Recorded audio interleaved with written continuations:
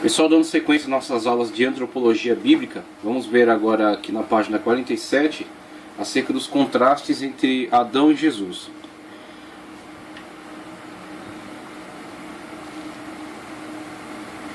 Primeiramente, a forma correspondente. Conforme Gênesis 2:7, o nome Adão, pessoa, é derivado do termo hebraico Adamá, pó, terra vermelha. Na tradição judaica, segundo a concepção antiga, Adão é rei da criação, sendo ao mesmo tempo seu sacerdote e profeta. O judaísmo posterior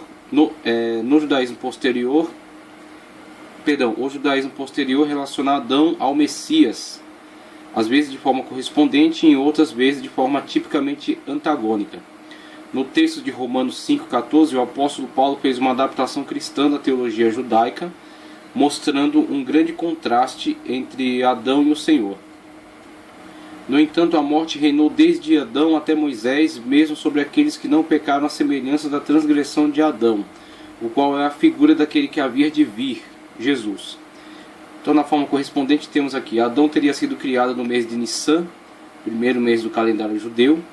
Lembrando que são comentários feitos posteriormente pelos rabinos, né? São comentários dos sábios, não são necessariamente fatos, declarações factuais, né, que possam ser comprovadas, mas sim comentários, pensamentos elaborados pelos sábios para explicar essas questões bíblicas difíceis aí. Então eles têm essa ideia de que Adão teria sido criado no mês de Nissan, primeiro mês do calendário judeu, porque o Messias chegará nesse mês. Ambos são o rei, sacerdote, profeta e portadores da luz. Conforme a teologia patrística dos pais da igreja, ou seja, dos primeiros apologistas da igreja, que defenderam a igreja em sucessão aos apóstolos, há uma analogia entre Cristo e Adão, no tocante à sexualidade e à povoação da terra. Em Adão residiam duas potencialidades, masculina e feminina. Se não fosse assim, Eva não teria saído dele. E em Jesus Cristo também residiam duas potencialidades, Cristo e a igreja, isto é, a igreja habitava em Cristo em estado de potencialidade, mesmo antes dela existir em atualidade. Assim, Adão nasceu de uma terra virgem, isto é, não trabalhada. Jesus nasceu através da Virgem Maria. O sono de Adão é também um tema muito apreciado na teologia patrística. Para que a mulher, Eva, nascesse, foi necessário que Adão adormecesse. Esse período de sono traz a ideia de que ele teria adormecido na terra. Foi nesse período de sono que a mulher, que já residia nele em estado de latência, saiu dele. Ou seja, foi necessário Adão dormir para que do seu lado Deus extraísse a mulher, carne de sua carne. A igreja também nasceu através do sono sagrado do Senhor Jesus Cristo, no período em que ele ficou dormindo 3 dias e 3 noites no seio da terra, pela ocasião de sua morte. Nesse caso, o sono de Adão é um tipo da morte de Jesus Cristo. O nascimento de Eva é um tipo do nascimento da igreja. Então temos aí a questão de Eva como sendo, a palavra Eva supõe vida, e a igreja também, na qualidade de portadora da vida de Cristo, é também concessora da vida a todas as pessoas. E temos aí as principais características da abordagem teológica com relação à forma correspondente entre Adão e Cristo, que aliás não foi das formas mais aplicadas, mais usadas, mais desenvolvidas na pregação da igreja primitiva. Houveram aí alguns autores que desenvolveram pregações, ensinos em cima dessa analogia da forma correspondente entre Adão e Jesus, mas não foi a preponderante. Com certeza a forma antagônica foi muito mais asseverada, muito mais ressaltada. Agora, de uma forma muito interessante, podemos ver que o ponto forte da analogia da forma correspondente é, como está aí no quadro, assim como Eva foi criada a partir de Adão, a igreja foi criada a partir de Cristo. Então temos aí, comparando entre a pessoa de Adão e dele saindo o elemento feminino, né, tirado por Deus, da costela de Adão. Então no primitivo Adão habitando as duas potencialidades, masculina e feminina, tá certo? Sendo então a feminina separada dele e ambos vivendo em comunhão. Inclusive a própria abordagem de Gênesis, né, que ambos se unem e formam uma só carne. Temos aí futuramente a pessoa de Cristo, quando se manifesta, né, quando nasce, Como Adão foi tirado da terra virgem, Jesus foi tirado da Virgem Maria. Temos então o nascimento de Cristo e em Cristo já a existência da igreja em estado de latência, né, de potencialidade. Então quando Cristo dorme, durante a sua morte, né, colocado no sepulcro, esses 3 dias e 3 noites no qual Cristo esteve dormindo, também pode ser comparado ao sono que Adão teve, do qual decorreu o nascimento de Eva, né? O nascimento de Eva a partir de Adão, o nascimento da igreja a partir de Cristo, tá certo? Então temos aí a forma correspondente e o seu ponto mais forte é nesse aspecto aí. Agora a forma antagônica com certeza é a que teve mais espaço aí para a pregação, o antagonismo entre o personagem de Adão e o personagem de Cristo. Para Paulo, Adão é um perfeito antítipo de Cristo. Ele mostra que em tudo onde Adão fracassou, Jesus venceu. E nos faz saber que Jesus foi o tipo do homem que Deus queria que a geração de Adão fosse. Tudo aquilo que Adão não conseguiu ser, Jesus foi. Todo o mal que Adão não conseguiu resistir forçosamente, Jesus resistiu naturalmente e nos dá graça para resistir também.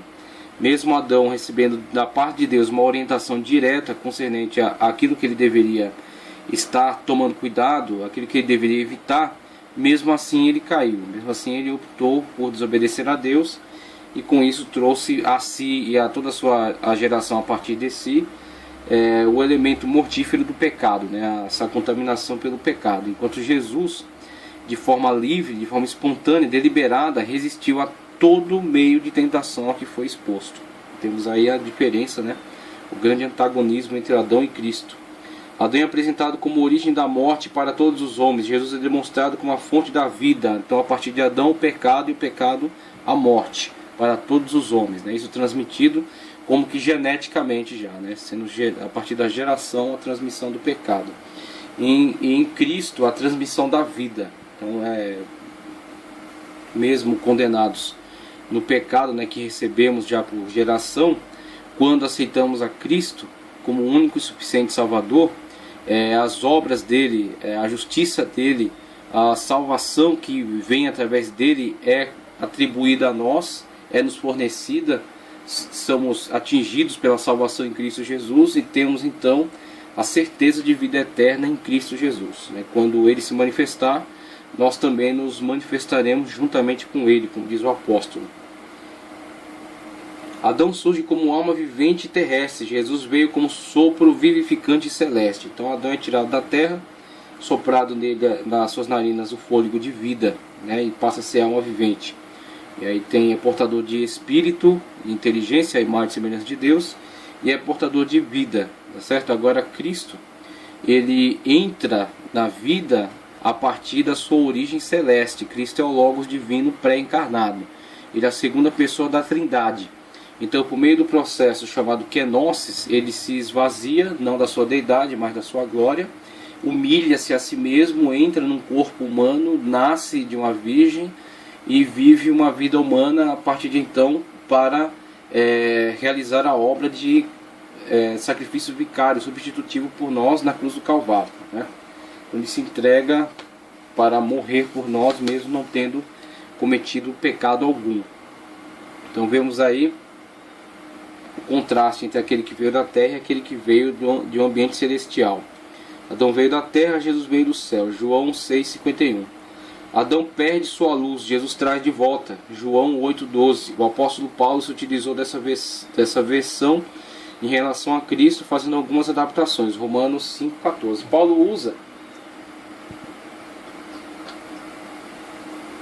Paulo usa largamente essa forma antagônica. Então, na carta aos Romanos, tratado de teologia extraordinário, nós vemos Paulo fazer grande uso dessa forma antagônica de comparação entre Adão e Jesus. Em Adão todos morreram, em Cristo todos são vivificados. 1 de Coríntios 15:22. Em Adão abundou o pecado, em Cristo superabundou a graça. Romanos 5:20. O pecado e a morte chegaram através do primeiro Adão, a redenção e a vida através de Jesus. Adão arrastou a posteridade para o abismo da morte, Jesus os arrebatou ao paraíso da vida. Maravilhoso. E aí temos, depois dessa questão da forma correspondente antagônica, uma abordagem também sobre a passagem bíblica, onde Deus fala acerca da povoação da terra. Também é interessante tratarmos um pouco acerca disso. Deus, povoação da terra pelo homem. Deus os abençoou e lhes disse: frutificai, multiplicai-vos e enchei a terra, sujeitai-a, dominai sobre os peixes do mar, sobre as aves do céu e sobre todos os animais que se arrastam sobre a terra. Gênesis 1:28. Deus concluiu a obra da criação com a formação do homem. O homem foi criado para governar a criação de Deus. 1:28, Gênesis 1:28, 2:15. E para administrar essa complexidade, o Senhor deu a ele, poder e sabedoria.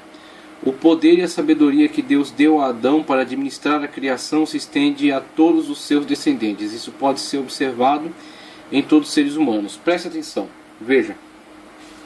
O ponto mais forte da afirmação que fazemos aqui a partir da leitura bíblica, tá certo? Do conhecimento que nos é fornecido, que nos é transmitido pelos textos, pelos cânones sagrados, apontam o homem como uma criação de Deus, tendo ele um paradigma alto com relação ao seu Senhor, tá certo? Comparando-se com o próprio Deus, buscando referenciais na pessoa divina, na sua perfeição, na sua magnitude, na sua misericórdia, tá certo? Então o homem busca um paradigma no seu próprio Criador, no Senhor.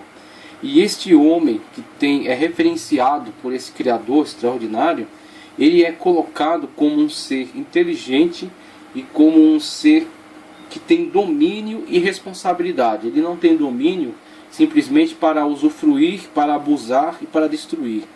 Ele tem um domínio, a preponderância, a inteligência, a sabedoria, a capacidade, tem todas essas qualidades para ser a joia, a coroa da criação, de toda a criação de Deus. Ele coroa toda essa obra de criação, por isso que é criada todas as coisas, tá certo? São criadas todas as coisas, a terra, a biosfera, a vegetação, os mares, os animais marinhos, terrestres, os animais que voam, tudo é criado, tudo é deixado pronto e finalizando toda a obra criadora que vem desde a luz até os corpos celestes e o ambiente terrestre. Finalizando a criação é criado o homem, tá certo? O homem é criado como um ser único, tá ok? E a partir do homem é separada a mulher. Então a mulher já estava em potencialidade dentro do homem. Este homem, conforme podemos ver aqui na leitura do texto, Adão, humanidade, ou antropo, do grego, tá certo? Ser humano, ele continha em si as duas características, masculino e feminino. Quando então são separadas, mas a Bíblia declara que ao unirem-se, constituem uma só carne. Com isso vemos que os dois têm igual importância diante de Deus. Temos que os dois têm o mesmo valor diante de Deus. E os dois têm responsabilidades perante toda a criação, porque são os dois, homem e mulher, a união perfeita da melhor, da maior, da mais preciosa criação de Deus. São os dois responsáveis por todo mundo que está à sua volta, toda a criação, tudo aquilo que está debaixo da responsabilidade deles. Então vemos, são colocados os dois como dominadores, como mantenedores, tá certo? Como zeladores de toda a criação de Deus. Então este homem, com este referencial, tem que transmitir essas características aos seus descendentes. Os descendentes deste homem e desta mulher primitivos são também responsáveis por construir um mundo melhor, por zelar, por cuidar, tá certo? Por manter, por administrar o mundo com inteligência e com sabedoria. Esse é o nosso referencial. O referencial daqueles que constroem um mundo melhor. Aqueles que constroem, aqueles que zelam, mantêm a criação de Deus que foi confiada a eles. Não são, como declaram alguns outros, seres irracionais, brutais, seres bestiais que estão disputando espaço e dando dentadas e se agredindo e se perseguindo, matando, extinguindo, de forma alguma. Esse é uma característica deturpada, primeiro, da criação em virtude do pecado. Quando o pecado entra na criação, traz violência, traz destruição, traz deturpação. Então deturpa, né? Torna deformada a criação perfeita, tá certo? Torna distorcido o projeto que foi criado para funcionar perfeitamente. Então o pecado traz deturpações. E depois a ciência, que tem objetos obscuros, a ciência que não é verdadeira, a ciência que não é sincera, a ciência que não é comprometida com a verdade, mas que é comprometida com determinadas filosofias anti-Deus, determinadas filosofias antissobrenaturais, que estão tentando incutir na mente humana que ele é este ser brutal, este ser que tem origem num ser inferior a ele mesmo, tá certo? Então vemos aí a diferença entre o conhecimento da verdade por meio da transmissão bíblica, que mostra o homem como um paradigma alto, um paradigma que vai fazer ele se pautar em Deus, um ser muito melhor do que ele, muito maior do que ele, muito superior a ele, e que deu a ele parte das suas características, tá certo? E que coloca este homem e esta mulher em pé de igualdade na terra, tá certo? E coloca simplesmente uma questão de ordem entre eles, sendo o homem a cabeça, tá certo? E a mulher sua ajudadora, sua coadjutora, aquela que está ao lado dele, não abaixo, ao lado dele, tá certo? E uma questão de deturpação do plano perfeito a partir do pecado. O pecado traz destruição, mas o plano perfeito de Deus traz com certeza alegria, satisfação, traz uma forma muito melhor de viver. Então temos aí a criação, o projeto perfeito de Deus sendo administrado por este homem e esta mulher.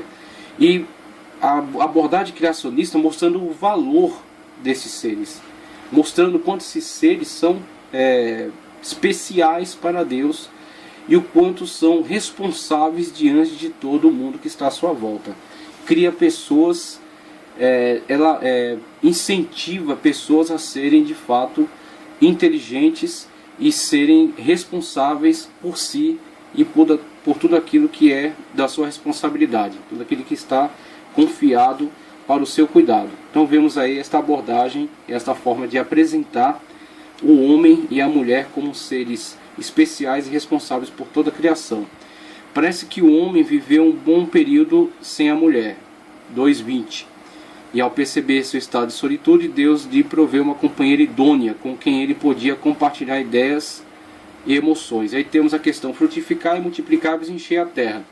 E ele traz aqui uma abordagem com relação à forma de procriação. Então temos a forma de procriação entre os seres está ligada também à sua própria forma de existência. Então temos os seres animais na sua forma mais simples de criação, e o próprio texto bíblico nos mostra isso. Os seres animais na sua forma mais simples de criação foram criados somente pela palavra de Deus e não são portadores de racionalidade. Eles têm alma, são almas viventes, mas eles não têm razão, como o homem tem. Ao homem foi dado o Espírito é a imagem e semelhança de Deus, e esta imagem e semelhança de Deus no homem é a sua racionalidade, a sua razão. Então temos que logo haverá diferença entre a forma de procriação dos animais e do homem. Os animais se procriam motivados, impulsionados pelo instinto, tá certo? Impulsionados pelo instinto. Então a forma animal, movida pela questão libidinosa, né, do instinto, vão procriar-se sem necessidade de raciocinar sobre o que está fazendo. Se com a sua procriação irá trazer desequilíbrio à fauna local, por exemplo, um determinado animal colocado num determinado local, sem predadores comuns, vai se multiplicar de tal forma que até extingue os meios de alimentação local e causa desequilíbrio, tá certo? Então temos aí, quem é biólogo sabe que algumas modificações que foram feitas pelo homem, tirando animais de determinados habitats e colocando em outros nos quais eles não tinham predadores comuns, causou desequilíbrio da fauna local, causou destruição, destruindo até o meio ambiente. Então isso é uma forma de procriação motivada somente pela libido e sem a questão racional que lhe possa oferecer um controle. necessariamente precisamos olhar para o homem e a mulher a partir das informações que temos de sua criação e do plano da racionalidade que lhe foi colocado, tá certo? A bênção que ele tem de ser um ser inteligente, necessariamente terá que manifestar essa inteligência também na forma de procriação, também na forma de geração de vida. Então, não somente a questão da libido, do impulso sexual, que é completamente natural, este impulso tem que ser uma das características sobre as quais o homem e a mulher têm pleno domínio, tem controle. Então, se este homem, esta mulher, tem controle sobre todo o seu corpo, sobre todas as características que compõem a sua vida, inclusive sobre o seu impulso sexual, ele gera filhos a partir de uma concepção inteligente. Então, neste momento, nesta ordem de Deus aqui, encher, multiplicar-vos, encher a terra, sujeitar-a, dominar-a, temos a condição necessária, favorável, para que este processo se estenda e para que o homem se multiplique e para que encha a terra. Esse era o propósito. Agora, uma vez que o homem percebe que o seu habitat já está pleno, já está cheio, a densidade demográfica do local já está bastante alta, não há necessidade de cumprir esta regra cegamente. A pessoa tem que, a partir da sua racionalidade, ele é diferente dos animais. Ele não é simplesmente impulsionado pela libido. Então ele tem que, a partir da sua racionalidade, pensar: será que cabe essa situação de simplesmente cumprir isso cegamente? Será que eu tenho condições financeiras para sustentar uma família grande, numerosa, e dar uma vida confortável a todos os membros dela? Ou será que simplesmente eu tenho condições para apenas ter um filho, 2 filhos, no máximo 3? Então tudo isso tem que ser visto a partir do plano da racionalidade, da inteligência, porque o homem é diferente dos demais animais. E outra coisa é com relação à forma como o homem conduz todas as áreas da sua vida, inclusive a sexualidade. Não é porque o homem tem impulsos, o homem ou a mulher tem impulsos e desejos sexuais, que ele precisa os cumprir cegamente. Se ele assim o faz, ele está comparando-se aos seres irracionais, ele está se tornando um animal como os outros animais quaisquer que não têm inteligência, certo?